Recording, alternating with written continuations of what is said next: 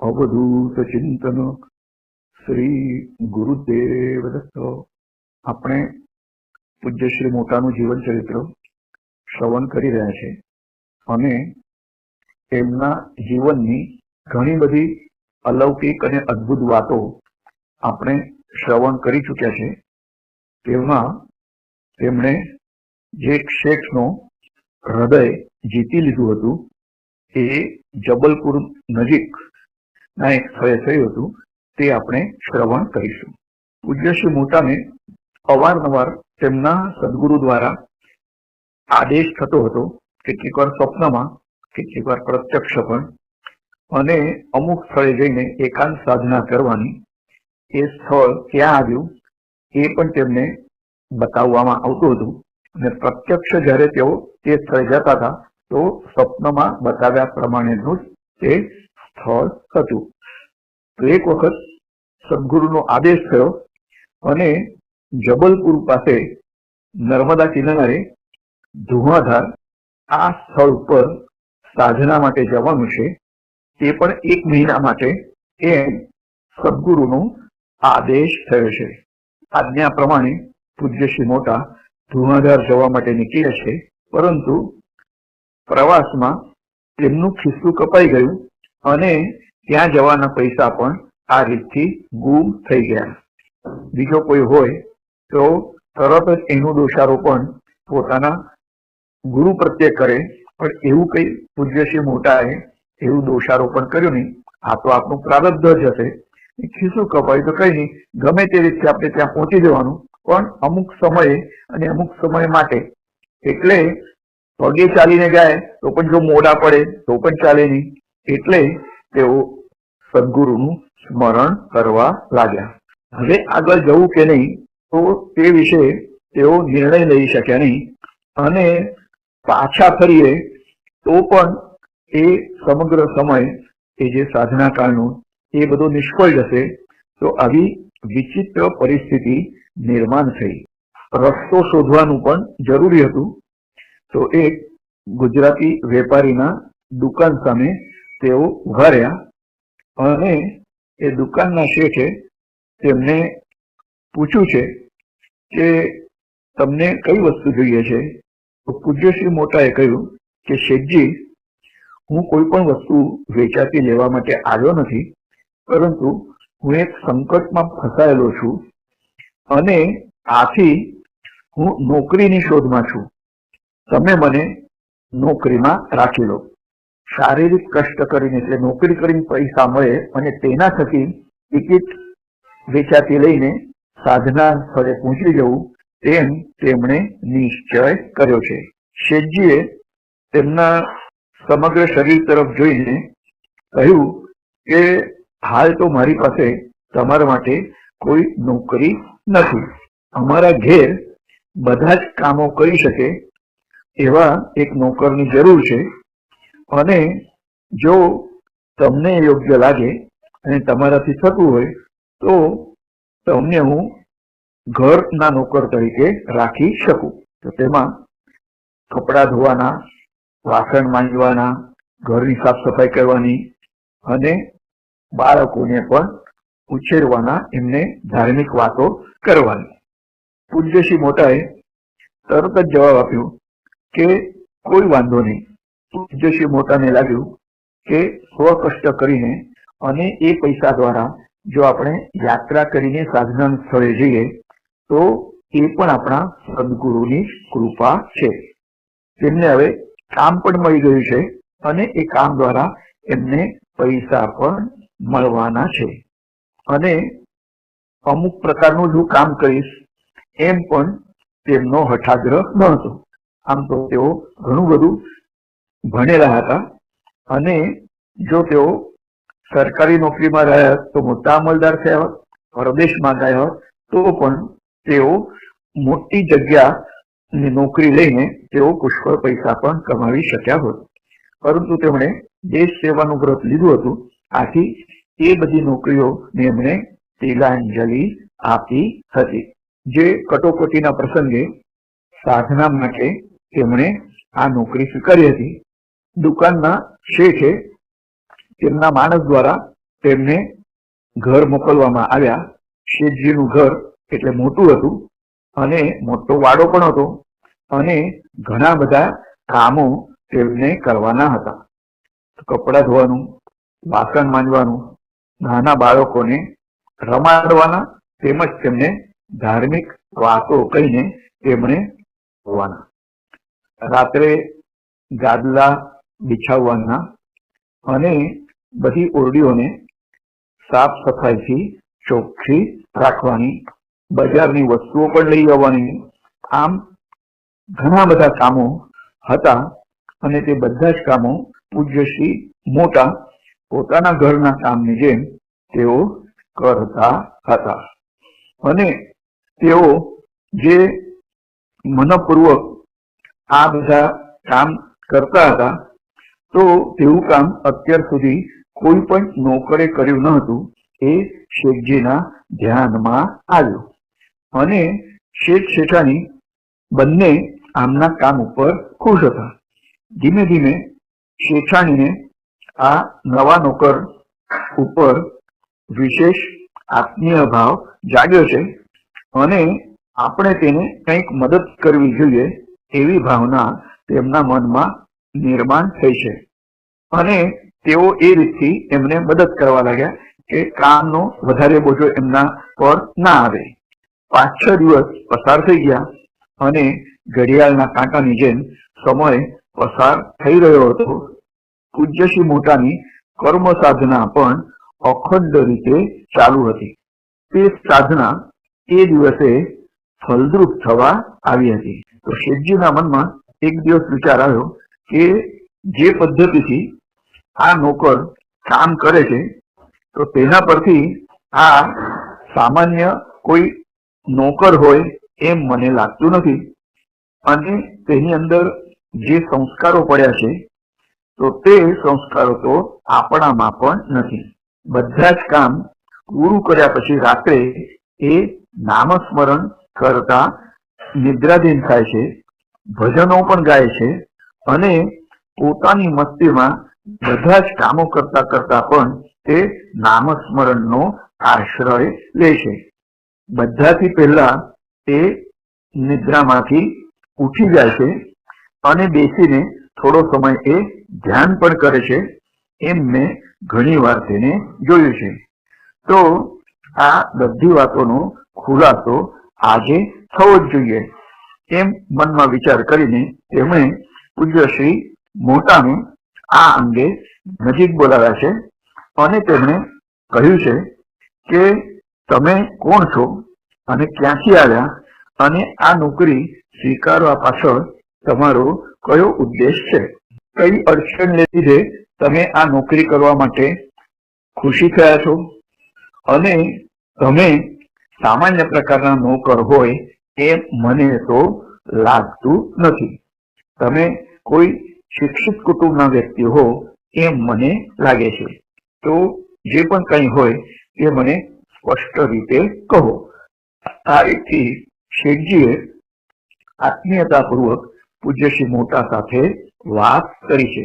પૂજ્ય શ્રી મોટાએ બધી હકીકત સવિસ્તર તેમને કહી છે કે તેઓ સમાજમાં રહીને પણ આધ્યાત્મિક સાધના કરવા માંગે છે અને એમના ગુરુ તેમને વર્ષમાં 1 મહિનો એકાંતમાં સાધના કરવા માટે મોકલતા હોય છે.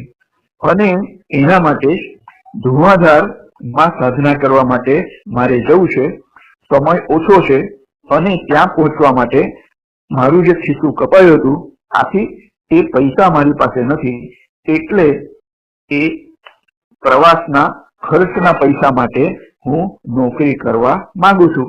અને ઈશ્વરે સદગુરુ સ્વરૂપે મને હંમેશા મદદ કરી છે.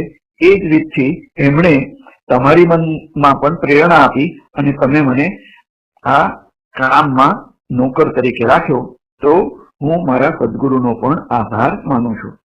તો આ બધું સાંભળીને શેઠજી તો એકદમ સ્તબ્ધ થઈ ગયા અને એમને થયું કે ખરેખર એક સાચા ઈશ્વર ભક્તને આપણે નોકર તરીકે ગોંધી રાખ્યો તો આ તો આપણે ખૂબ જ ખેદની વાત છે.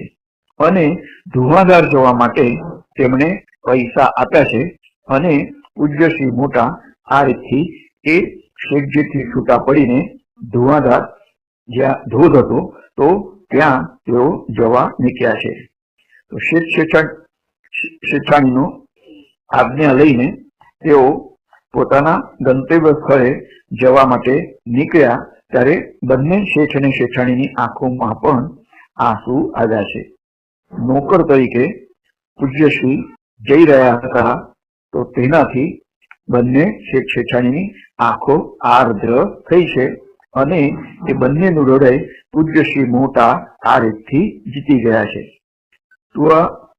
ધુઆધારથી જ્યારે તો નડિયાદ પાછા આવ્યા તે પછી શેઠજીનો આભાર માનતો પત્ર તેઓ લખવાનું બિલકુલ ભૂલ્યા નથી અને તેમનો જે પત્ર હતો તે વાંચીને શેઠ શેઠાણીને ખૂબ જ આનંદ થયો છે અને તે પછી તેઓ દર વર્ષે નિયમિત હરિજન શાળાને મદદ માટે તે સમયે 5 રૂપિયા મોકલતા હતા અને ઘણા વર્ષો સુધી તેમણે આ રીતથી હરિજન શાળા માટે આર્થિક મદદ કરી હતી. પોતાની નિષ્કામ સેવાથી બીજાના હૃદયને કેવી રીતે જીતવું તો તે કળા પણ પૂજ્ય શ્રી મોટામાં હતી અને કોઈ પણ કામ કરે તો તે કર્મયોગ અંતર્ગત આવે છે. એ એક પ્રકારની ભક્તિ છે એમ તેઓ માનતા હતા. હવે ધુઆધારમાં જઈને શું કર્યું તે આપણે શ્રવણ કરીશું. ધુઆધાર નર્મદા માતાના કિનારે ધુઆધાર આ અત્યંત ગહન અને ગંભીર એવું સ્થાન છે અને એક મોટો ધોધ પાણીનો ઉપરથી નીચે ઝંઝાવાત પ્રમાણે તે વહી રહ્યો છે. એ ધોધ નીચે ખડક ઉપર પછડાઈને એમાંથી અનેક તરંગો જળ તરંગો બધા નીકળતા હતા. એવું આ એક નૈસર્ગિક રમ્ય સ્થળ હતું. સામાન્ય કોઈ માણસ હોય તો તે એકદમ અત્યંત ભયંકર જગ્યા પણ લાગતી હતી. જે ધોધ વહેતો હતો તેની ડાબી બાજુએ એક મોટી કુદરતી ગુફા હતી અને ત્યાં જવાની આજ્ઞા પૂજ્ય શ્રી મોટાને તેમના સદગુરુએ કરી હતી. આમ જગ્યા તો ભયંકર દેખાતી હતી પણ ગુફા સુધી કેવી રીતે પહોંચવું એ પણ એક પ્રશ્ન હતો. છતાં ઈશ્વરનું સ્મરણ કરી તેઓ ગુરુ કૃપા થકી ગુફામાં પહોંચી ગયા છે. ગુફા ખૂબ જ નાની હતી અને ધોધના પાણીનો અવાજ 24 કલાક ગુફામાં રહેનાર કોઈ પણ વ્યક્તિ હોય તો તેના કાનમાં એ અવાજ આવતો જ હતો. દિવસ દરમિયાન બહારથી જુદા જુદા પક્ષીઓનો કલરવ પણ સંભળાતો હતો અને સૂર્યપ્રકાશને લીધે વાતાવરણ એકદમ ભીષણ જેવું જણાતું હતું. રાત્રે સૂર્યપ્રકાશ ન હોવાથી સમગ્ર સૃષ્ટિ પણ નિદ્રાધીન થતી હતી અને એ રાતના અંધકારમાં નીરવ શાંતિ અને રાત કીડાઓનો અવાજ અને ધોધનો ભીષણ ધો ધો એવો અવાજ તે પણ સતત ચાલુ રહેતો હતો. તો આ બધાના મિશ્રણથી કોઈ પણ જીવને ત્યાં ઊંઘ આવે એમ તો હતું જ નહીં. આવી ભયંકર ગુફામાં જે સાધના કરવા માટે પૂજ્ય શ્રી મોટા પહોંચ્યા છે અને પૂજ્ય શ્રી મોટા તો નિર્ભયતાથી નામસ્મરણ, ભજન, ધ્યાન અને પ્રાર્થના કરતા હતા અને આત્મનિવેદન ભક્તિ પણ તેઓ આચરતા હતા. 5-6 દિવસ આમ ઝડપથી પસાર થઈ ગયા અને પેટમાં અન્નનો એક પણ દાણો ન હતો. તો આવી જગ્યાએ તો ક્યાંથી કઈ અન્ન પણ મળે. 5-6 દિવસ તેઓ ભૂખ્યા જ રહ્યા છે.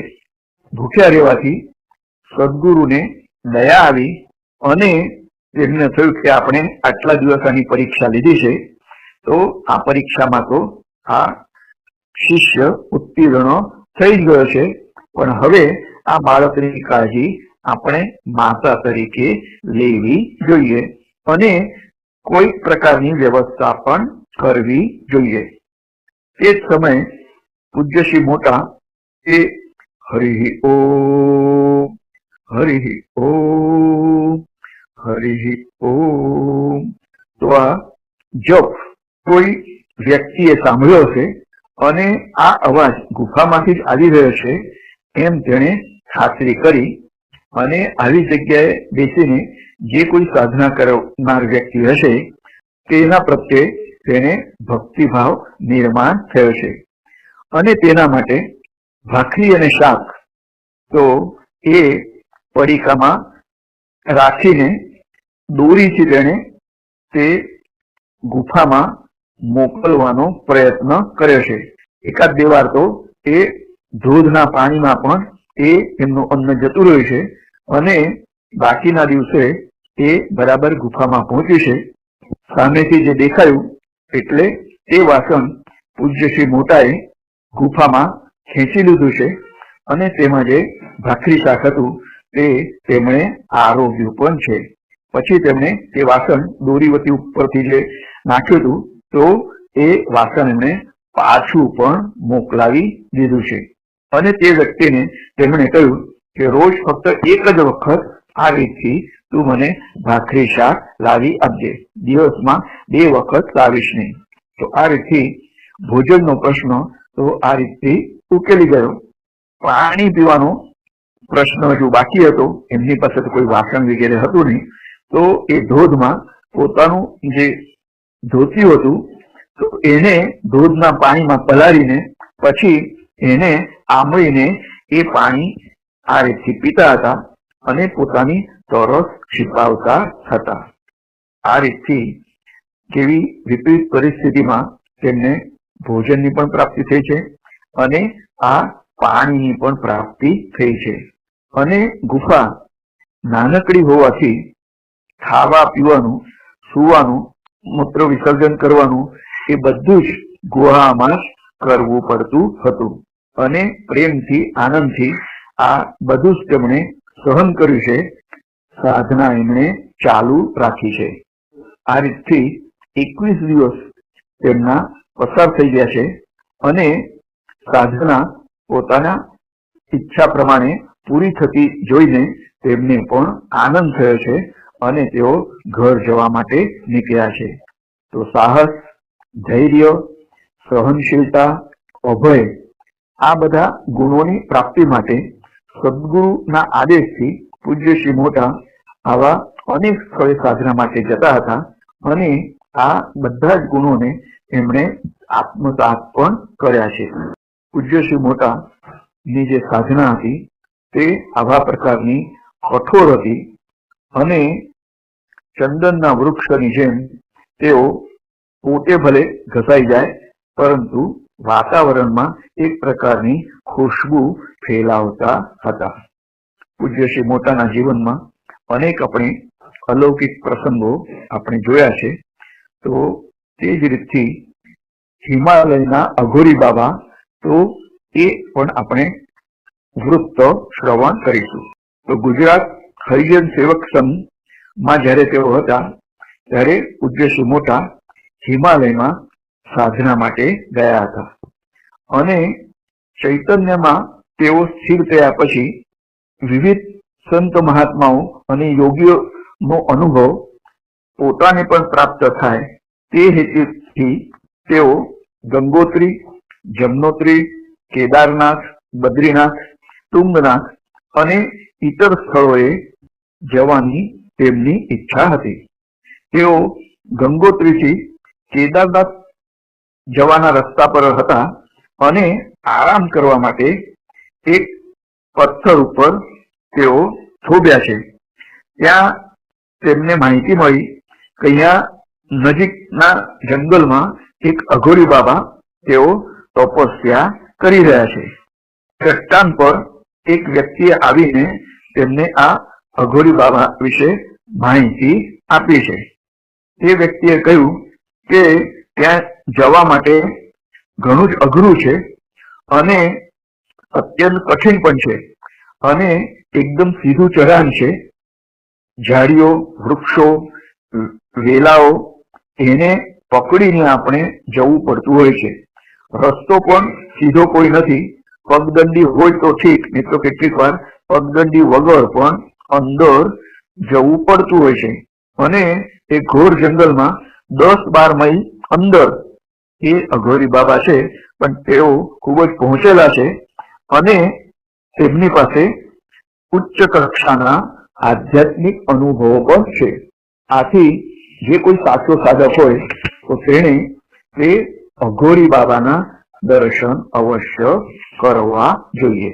પૂજ્ય શ્રી મોટાએ પણ નક્કી કર્યું કે આપણે આધ્યાત્મિક સાધનામાં વિવિધ પ્રકારના અનુભવો અને ઉચ્ચ મહાત્માઓના જે અનુભવો છે તેને સમજવા અવશ્ય આવા સંત મહાત્માઓની મુલાકાત લેવી જોઈએ. બાકી એમને બીજી કોઈ પણ મોહ મમતા કે આસક્તિ ન હતી કે એ મહાત્માને મળીને આપણે ચમત્કાર કરીએ અને લોકોને પોતાના તરફ આકર્ષિત કરીએ.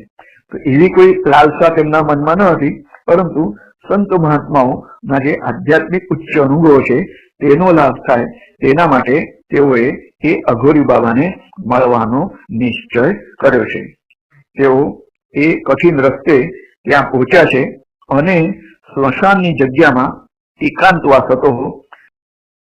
અનેક રાત્રિઓ એ અઘોરી બાબાએ ત્યાં પસાર કરી હતી. એ અઘોરી બાબા માટે તો બીક જેવો કોઈ શબ્દ જ ન હતો. પૂજ્ય શ્રી મોટાને પણ 1000 હાથવાળો પરમેશ્વર તેમને જો રક્ષણ કરવા તૈયાર હોય તો એમને પણ કોઈ વસ્તુ અથવા સ્થળ તરફથી બીક ન હતી. અને સદગુરુનો સૌથી પહેલા જ આદેશ હતો કે સાધકે હંમેશા નિર્ભય રહેવું જોઈએ. તો અભયમ સત્વ સંશુદ્ધિ, આજે ભગવદ્ ગીતોક્ત ગુણ દરેક સાધકમાં હોવા જોઈએ. તો એ નિર્ભયતાનો ગુણ પૂજ્ય શ્રી મોટામાં પણ હતો. નિશ્ચય કરી લીધો. તેમણે આ અંગે પરીક્ષિતલાલજી અને ઘરના કુટુંબીજનોને તેમણે પત્ર લખ્યો છે. તેમની સાથે જે સામાન ઉચકનાર માણસ હતો તો તેને એ પત્ર તેમણે સોંપ્યું છે અને કહ્યું છે કે ભાઈ તું અહીંયા 5 દિવસ સુધી મારી રાહ જો. 5 દિવસ સુધીમાં હું જો પાછો આવું ઠીક છે, અને હું ના આવું તો મારું બધું સામાન અને એટલું જ નહીં, પૈસા પણ એ તારી પાસે જ રહેવા દેજે. અને આ પૈસામાંથી તું તારો ખાવા પીવાનો ખર્ચ પણ કરી શકે છે. અને 5મા દિવસે જો હું પાછો નહીં આવું તો તું સીધા તારી ઘેર જતો રહેજે. અને હા, જતા જતા મેં જે 2 પત્રો તને આપ્યા છે એ પોસ્ટમાં તું અવશ્ય પોસ્ટ કરી દેજે. એક વોટર બેગ, એક કામળો અને થોડુંક કઈ ખાવાનો નાસ્તો, આટલી જ વસ્તુઓ લઈને પૂજ્ય શ્રી મોટા એ ઘોર જંગલમાં જવા માટે નીકળ્યા છે. એ ચટ્ટાન નજીક જે દુકાનનો માલિક હતો તે માલિકે પૂજ્ય શ્રી મોટાને સમજાવવાનો પ્રયત્ન પણ કર્યો કે ભાઈ તમે એ અઘોરી બાબા પાસે જાઓ છો, પરંતુ પાછા આવવાની શાશ્વતી તમે મનમાં રાખશો નહીં. જો પાછા આવવાની તમારી ઈચ્છા હોય તો તમે ત્યાં જશો પણ નહીં, કારણ કે એ સ્થળ એક તો ભયંકર છે અને ત્યાંથી ગયેલો કોઈ પણ પાછો આવેલો અમે સાંભળ્યો નથી. અને જો આ તમને યોગ્ય લાગે તો તમે ત્યાં જવાનું માંડી વાળો અને સીધા કેદારનાથ તરફ જાઓ. પૂજ્ય શ્રી મોટાએ સ્મિત કરી છે અને એમણે કહ્યું કે આ મારો જે દેહ છે, પંચભૌતિક દેહ, તો તે તો મેં મારા સદગુરુને અર્પણ કરી દીધો છે. તો એના ઉપર મારી તો બિલકુલ માલિકી રહી જ નથી. આ શરીરને જો ટકાવવાનું સદગુરુ ઈચ્છતા હોય તો જ એ સદગુરુ મારા શરીરને તેઓ ટકાવશે, નહીં તો પછી એનું જે થાય તે ખરું. સદગુરુ ઉપર મને પૂર્ણ શ્રદ્ધા છે કે તેઓ એનું રક્ષણ કરશે. પછી તો તેઓ એ પગદંડી વાળા રસ્તે આગળ ગયા છે અને ઘણા વેલાઓ ઉપર ચડીને, ઝાડ ઉપર ચડીને ફરી પાછા ઉતરીને તેઓ જંગલમાં ખૂબ જ ઊંડે સુધી પહોંચ્યા છે. કેટલાય ખાડાઓ પણ હતા, કેટલાક ચઢાવો પણ હતા. આમ ઘણું અંદર ગયા પછી તેમણે રસ્તો જોયો છે, ઠેક ઠેકાણે કાંટા પણ એમને વાગ્યા છે.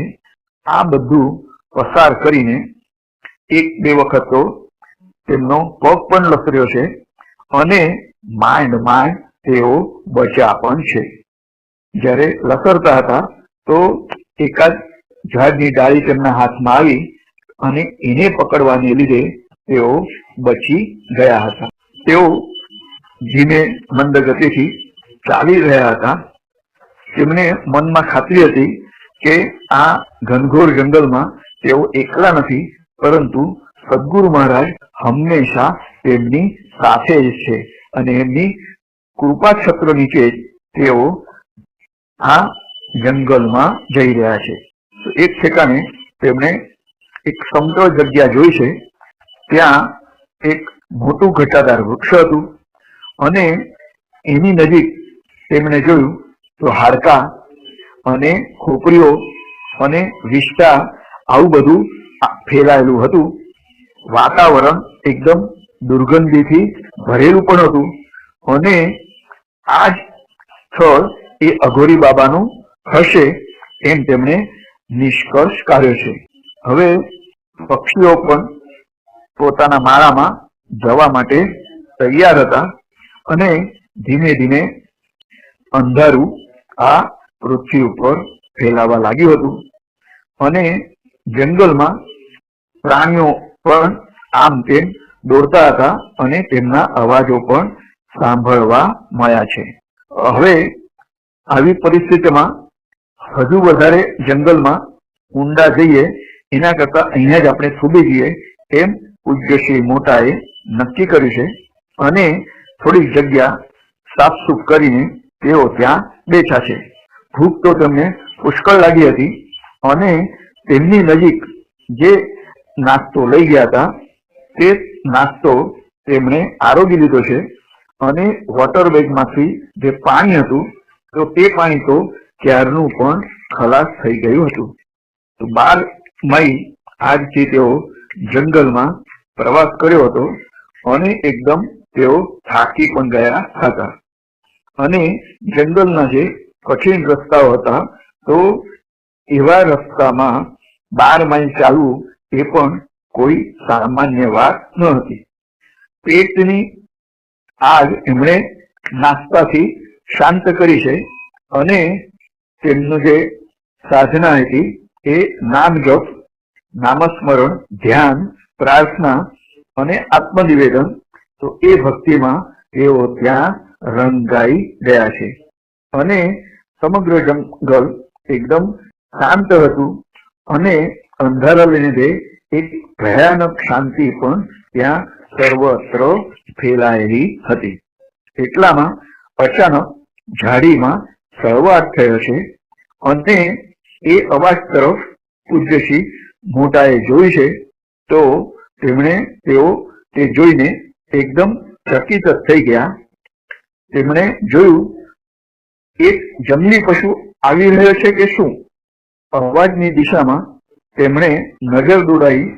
અંધારામાં તેઓ જોઈ રહ્યા હતા કે અઘોરી બાબા ત્યાં આવી રહ્યા છે અને તેમનું સ્વરૂપ એકદમ પિશાચની જેમ ભીતિદાયક હતું.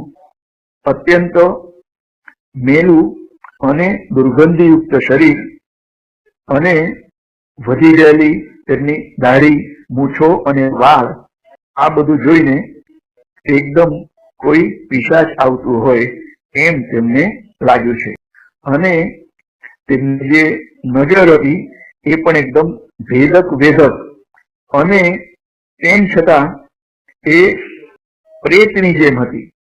તેમની આંખોમાં એક પ્રકારનો નશો દેખાઈ રહ્યો હતો અને તેમની જે સાધના હતી એ સાધનાને લીધે તેમનામાં એક પ્રકારની વિશેષ આકર્ષણ શક્તિ પણ હતી.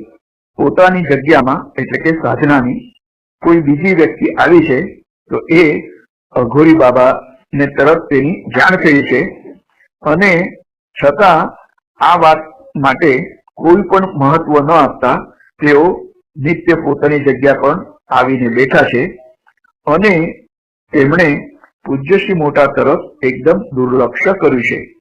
તેમની જે નિત્ય સાધના હતી એ અગ્નિ પ્રગટાવીને જે પણ અંદર કઈ નાખવાનું છે, તો માંસના લોચા નાખવાના, હાડકા નાખવાના, એ બધી એમની દૈનિક ક્રિયા છે એ એમણે પૂરી કરી છે. સમગ્ર રાત્ર આમ પસાર થઈ અને પ્રભાત શરૂ થયું છે, અને પેલા અઘોરી બાબા એ જગ્યાથી ફરી પાછા ઘોર જંગલમાં જતા રહ્યા છે. તો એ અઘોરી બાબાએ પૂજ્યશ્રી મોટા ની હાજરી તરફ એકદમ નજરઅંદાજ કરી છે, અને તેઓ જંગલમાં જતા રહ્યા છે. આ રીતથી 1, 2 અને 3 દિવસ પૂરા થયા, અને ચોથા દિવસે અઘોરી બાબાએ પૂજ્યશ્રી સાથે કંઈક બોલવાની સંધિ તેમને શોધી છે, અને તેમનું મૌન છોડીને પૂજ્યશ્રી મોટાની સામે જોઈને તેમણે પૂછ્યું કે બચ્ચા, ભૂખ પ્યાસ લગી હૈ? તો 3 દિવસ અને 3 રાત્રિ સુધી ભૂખ્યા રહેલા પૂજ્યશ્રી મોટાએ તેમણે પોતાની ડોક દ્વારા હા કહી છે. બાબાની સામે જ તેઓ તો બેસી રહ્યા હતા, અને બાબાને પણ આની ખબર તો હતી જ, તેમ છતાં તેમણે પૂછ્યું છે. તો અઘોરી બાબાએ તેમના હાથમાં એક નાળિયેરની કાચલી આપી છે. તેમાં અત્યંત દુર્ગંધ આવે એવો રબડી જેવો પદાર્થ તેમને પીવા માટે આપ્યો છે. તો અઘોરી બાબા બોલ્યા कि बच्चा पी जा, इससे तेरी भूख और प्यास मिट जाएगी, इससे भूख भी नहीं लगेगी और तृषा भी नहीं लगेगी. तो पूज्य श्री मोटाए पण कोई पण विचार न करता सद्गुरुનું સ્મરણ કરીને આજ્ઞાધારકપણે તેમણે તે દુર્ગંધયુક્ત પદાર્થ તેમણે આરોગ્ય છે અને પેટમાં નાખી દીધો છે.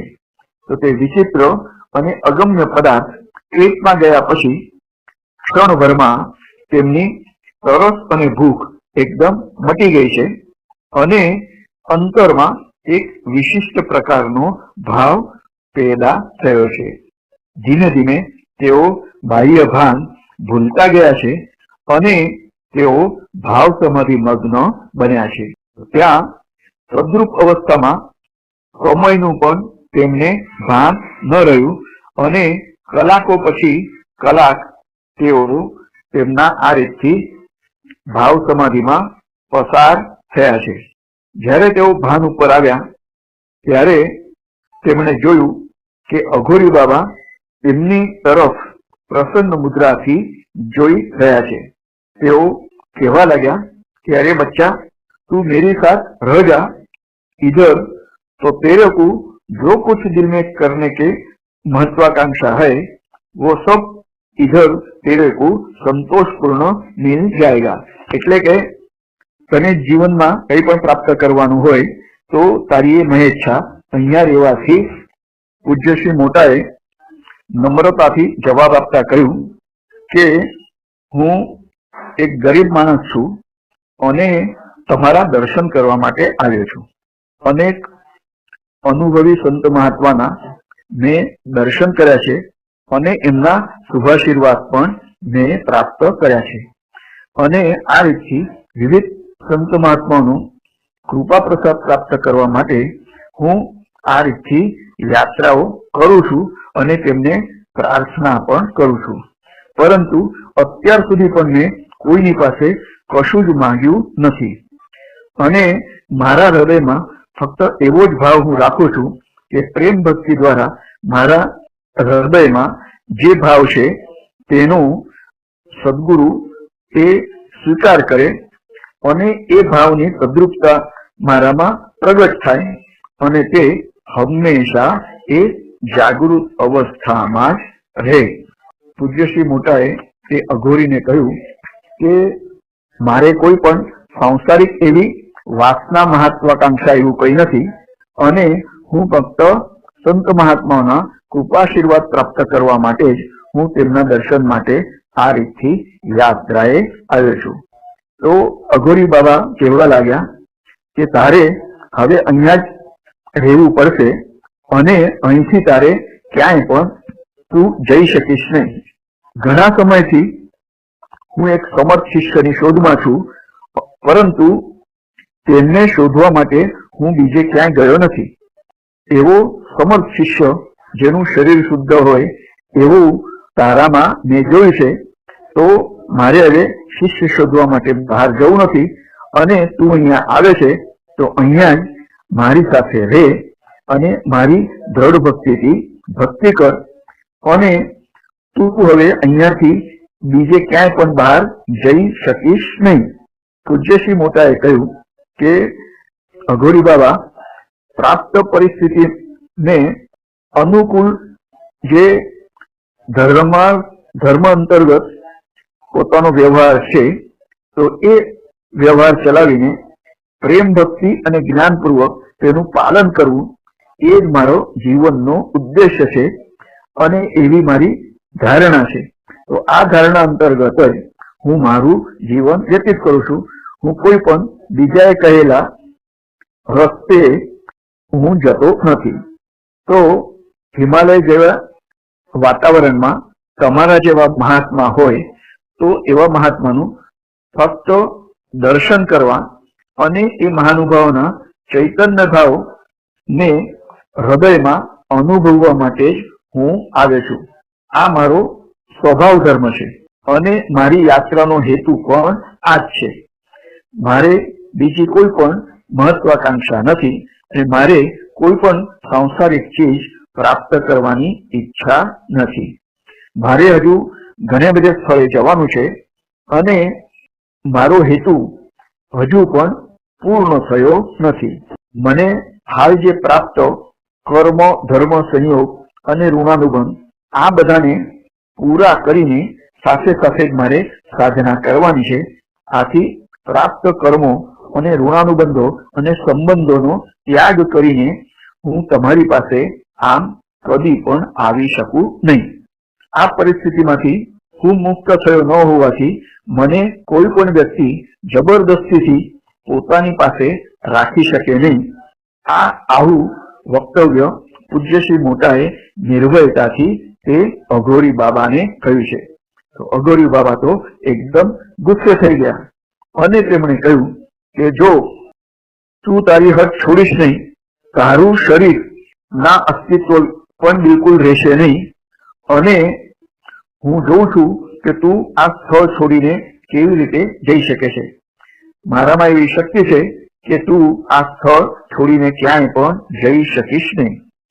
તો પૂજ્ય શ્રી મોટાએ ગંભીરતાથી કહ્યું કે કોઈ પણ પ્રકારનો ભય આ જીવને એટલે એમને પોતાને ગભરાવી શકતો નથી અને ભયને જીવનમાંથી તિલાંજલિ આપવા માટે હું મારા સદગુરુ દ્વારા અલગ અલગ પ્રકારની સાધના કરી રહ્યો છું અને તેમાં પરમેશ્વરની પણ કૃપા છે. તો આ રીતથી મને અભય પ્રાપ્ત થયું છે. આથી કોઈ પણ પ્રકારની તમે મને ચેતવણી આપો અથવા મને ભય બતાડો તો તે ભયને હું માનવા બિલકુલ તૈયાર નથી. વહેલી પ્રભાત થવાયું એટલે અઘોરી બાબા તો પાછા ફરી ઘનઘોર જંગલમાં પાછા જતા રહ્યા છે અને એ ચટ્ટાન તરફ પાછા આવવા માટે પૂજ્ય શ્રી મોટા એ નિશ્ચય કર્યો છે. ભજનો ગાતા ગાતા તેઓ નીચે ઉતરવા લાગ્યા. ઉતરતા ઉતરતા પણ ઘણો સમય એમને લાગ્યો છે અને તેઓ ચટ્ટાન ઉપર આવ્યા છે. તેમણે સ્નાન કર્યું છે અને સ્વયંપાક બનાવીને તેઓએ ભોજન પણ કર્યું છે અને તેઓ નિદ્રાધીન થયા છે. સવારે જ્યારે તેઓ ઉઠ્યા તો શરીર એમનું એકદમ હળવું ફૂલ થઈ ગયું હતું અને એકદમ સ્વસ્થ હતું. પછી અચાનક તેમણે શૌચ માટે જવાની ભાવના થઈ અને શૌચ જઈને આયા તો ફરી પાછો તે જ પ્રકાર ફરી પાછો એમને વારંવાર ઝાડા થવા લાગ્યા છે. વારંવાર ઝાડા થવાથી શરીર એકદમ નિર્બળ થઈ ગયું અને આ પેલા અઘોરી બાબાની ક્રિયા હોય એમ તેમને લાગ્યું છે. ચટ્ટાન પર રહેતા માણસોને તેમણે કહ્યું કે આવા બીમાર વ્યક્તિને અહીંયા રહેવાની પરવાનગી નથી અને એકને લીધે બીજા બધા પણ બીમાર પડી જાય, આથી તમારે બીજી કોઈ વ્યવસ્થા શોધી લેવી પડશે. પછી તો તેમણે પોતાનું જે વાસણ કુસણ હતું તે લઈને દૂર અંતર પર એક ઝરણું હતું, એ ઝરણાની બાજુમાં એમણે મેનનું જે કપડું હતું એ ઓઢીને તેના ઉપર તેઓ પડી રહ્યા છે. જુલાબ તો એમને વારંવાર થતા હતા અને શરીરની બધી જ પ્રકારની શક્તિ જાણે કે શરીરમાંથી નીકળી ગઈ હતી અને એકદમ ગલિત ગાત્ર થઈને તેઓ નિશ્ચેષ્ટ શરીરથી ત્યાં પડી રહ્યા છે. આ બધી જ બાબતો પાછળ અઘોરીની કોઈ તામસિક ક્રિયા હોય તે પણ તેમના ધ્યાનમાં આવી છે, પરંતુ તેમના વિશે કોઈ પણ ખરાબ વિચાર લાવવાના બદલે તેઓ પોતાના સદગુરુનું સ્મરણ કરવા લાગ્યા કે તેઓ જ આપણું રક્ષણ કરશે. તો ધીમે ધીમે એમને એટલા બધા જુલાબ થવા માંડ્યા અને તેમનું શરીર એકદમ ક્ષીણ થયું અને ઉઠીને બેસવાની પણ શક્તિ તેમનામાં રહી નથી. પછી તો તેમણે બાહ્ય ભાન પણ ગુમાવ્યું છે અને તેઓ પૂર્ણપણે બેભાન થઈ ગયા. આવી પરિસ્થિતિ ઘણો સમય સુધી રહી અને એક બંગાળી સાધુ તેમની નજીક આવ્યો છે એટલું જ તેમના ધ્યાનમાં આવ્યું. તે સાધુએ તેમની સેવા કરી હોય એમ તેમને યાદ આવ્યું. જ્યારે તેઓ ભાન ઉપર આવ્યા ત્યારે તેમને દેખાયું કે તે બંગાળી સાધુ એક માતાની જેમ, માતા જે રીતથી પોતાના પુત્રની સંભાળ લે છે એ રીતથી કાળજી લેતા લેતા તેમની સેવા કરી હતી અને કપડા ધોવા અને તેમનું અંગ પણ સાફ કરવું, આ બધું એ બંગાળી સાધુએ કર્યું હતું. આ બધું જ કામ તે ખૂબ પ્રેમથી કરતો હતો. આ શુશ્રૂષાને લીધે તેમની તબિયત ઝપાટાભેર સુધરવા લાગી છે. તેમણે તે સાધુને પૂછ્યું કે મહારાજ, હું કેટલા દિવસ આ રીતથી બેભાન અવસ્થામાં રહ્યો હતો? તે સાધુએ જવાબ આપતા કહ્યું કે બેટા, તું લગભગ 28 દિવસ સુધી બીમાર અને આ રીતથી બેભાન અવસ્થામાં હતો. જે બચી ગયો છે તે ફક્ત તારા ગુરુ મહારાજની કૃપા છે, નહીં તો તું ક્યારનો હરીને પ્યારો થઈ જાય. અને તેમણે કહ્યું કે મને તારા વિશે કૌતુક થાય છે અને પ્રશંસા પણ થાય છે અને આવી બીમાર અવસ્થામાં અને બેભાન અવસ્થામાં પણ તારું નામસ્મરણ અને પ્રાર્થના એ ચાલુ હતી અને અખંડ રીતે એ ચાલુ જ રહી છે. તો પોતાની સેવા કરનાર એ સાધુ તરફ જોતા હતા તેમની આંખોમાં પાણી આવ્યું છે, અશ્રુ આવ્યા છે પૂજ્ય શ્રી મોટાના. અને આ મહારાજ, તમે ક્યાંના, તમારું નામ શું, તમારે ને મારે શું સંબંધ, છતાં પણ તમે મારા માટે આટલું બધું કર્યું છે, ખૂબ પ્રેમ ભાવથી કર્યું છે અને તમે જે મારા ઉપર ઉપકાર કર્યો તેનો બદલો તો હું તમને આપી શકતો નથી. અને કૃતજ્ઞતાપૂર્વક તેમણે પોતાનો હૃદયનો ભાવ વ્યક્ત કર્યો છે. તેમને થયું કે પોતાની પાસે એક જે કામળો હતો તો એ અને 25 રૂપિયા સાધુને આપવા માટે નિર્ણય કર્યો. ત્યારે સાધુ મહારાજે કહ્યું કે અરે બાબા, તું શું કરી રહ્યો છે? તારી પાસે તો કઈ નથી અને છતાં તું મને આ પૈસાને કામળો આપવા માંગે છે. આના કરતા મારા જે ભક્તો છે એ ભક્તોની તું સેવા કર. આવો આદેશ મને મારા સદગુરુ તરફથી પ્રાપ્ત થયો છે, આથી જ હું તારી સેવા કરવા માટે અહીં આવું છું અને હું તો માત્ર નિમિત્ત માત્ર છું. અને પછી તો ચાલવાની થોડી ઘણી પણ શક્તિ પૂજ્ય શ્રી મોટામાં આવી. આથી તેઓ ઘર તરફ જવા માટે નીકળ્યા છે અને થોડું અંતર તેઓ દૂર ગયા પછી એ સાધુ મહારાજ ક્યાં ગયા અથવા ક્યાં જઈ રહ્યા છે એ તરફ પૂજ્ય શ્રી મોટા જોવા લાગ્યા. તો તેઓ લઘુશંકા કરવા માટે ગયા હશે એમ એમને લાગ્યું અને તેઓ પોતાની રીતથી આગળ ચાલવા લાગ્યા છે. થોડીક વાર તેઓ ત્યાં ઉભા રહીને એ સાધુની રાહ જોવા લાગ્યા અને તેમની જે 28 દિવસ સુધી સેવા કરનાર એ પ્રેમળ સાધુ મહારાજ કોણ હશે તેવો પ્રશ્ન તેમના મનમાં નિર્માણ થયો છે અને અંતર્મનના ગર્ભમાં તેમને જવાબ મળ્યો છે કે અરે ગાંડા, તે મને ઓળખો નહીં? તેઓ તારા સદગુરુ સાક્ષાત બાલયોગી મહારાજ હતા. આવો તેમને જવાબ મળ્યો અને એ બાલયોગી મહારાજ દૂરથી એમને દેખાયા છે અને ત્યાં અદ્રશ્ય થયા છે. તો જ્યારે પણ ભક્તને સંકટ ઉભું થાય ત્યારે એમના સદગુરુ મહારાજ હંમેશા તેમને મદદ કરવા માટે તૈયાર હોય છે. આ રીતથી બાલયોગી મહારાજે આ પૂજ્ય શ્રી મોટાની 28 દિવસ સુધી જે અનેક વખત ઝાડાએ જવાની અને બીમારી આવી એમાં એમણે શુશ્રૂષા કરી છે. તો પૂજ્ય શ્રી મોટાના જીવનમાં આ રીતથી અનેક અલૌકિક ઘટનાઓ બની હતી તે આપણે શ્રવણ કરી છે. હરિ ઓમ, હરિ ઓમ, હરિ ઓમ.